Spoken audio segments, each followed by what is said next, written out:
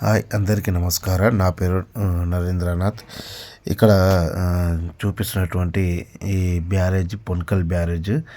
ఈ బ్యారేజీ ఓపెన్ చేయడానికి సీఎం రేవంత్ రెడ్డి నిర్మల్ జిల్లాకు వస్తున్నాడు.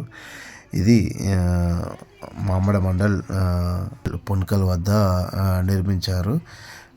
ఇది గత ప్రభుత్వం కేసీఆర్ హయాంలో శంకుస్థాపన చేయడం జరిగింది. అప్పుడు నీటిపారుదల శాఖ మంత్రి హరీష్ రావు దీనికి ఫౌండేషన్ స్టోన్ వేయడం జరిగింది. దాదాపు 516 కోట్లతో ఇది సదర్మట్ ఖానాపూర్ దగ్గర ఉన్నటువంటి సదర్మట్ బ్యారేజీకి ఆధునీకరించడానికి అక్కడ కట్టాల్సిన ప్రాజెక్ట్ని ఇక్కడ పొన్కల్ వద్ద కట్టడం జరిగింది. దాదాపు ఇది 1.6 టీఎంసీ నీటి స్టోరేజ్ 55 గేట్లతో నిర్మించడం జరిగింది.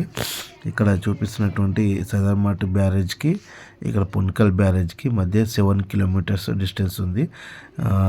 ఈ 7 కిలోమీటర్స్ దూరంలో గట్టిల్లు అయితే ఇక్కడ వాటర్ ప్రాబ్లమ్ సదర్మట్ బ్యారేజ్కి మళ్ళీ వాటర్ ప్రాబ్లమ్స్ రావు. దాని కింద ఆయకట్టున్న రైతులకు ఇబ్బంది అవుతాయంటే ఇక్కడ నుంచి ఇక్కడికి అప్పుడు గత ప్రభుత్వం 7 కిలోమీటర్ల ప్రత్యేక కెనాల్ని ఏర్పాటు చేస్తామని చెప్పేసి హామీ ఇచ్చింది.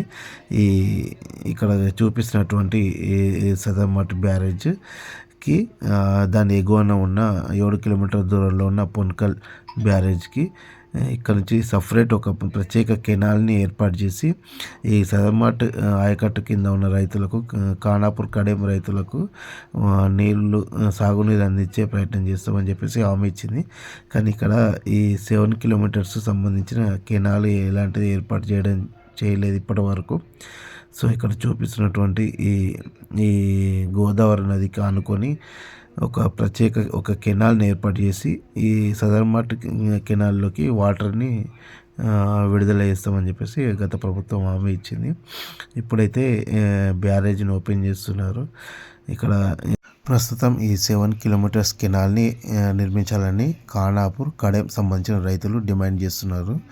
దీనివల్ల సదర్మట్ బ్యారేజ్ సంబంధించిన ఆయకట్టు ఇబ్బంది ఉండకుండా ఉంటుంది.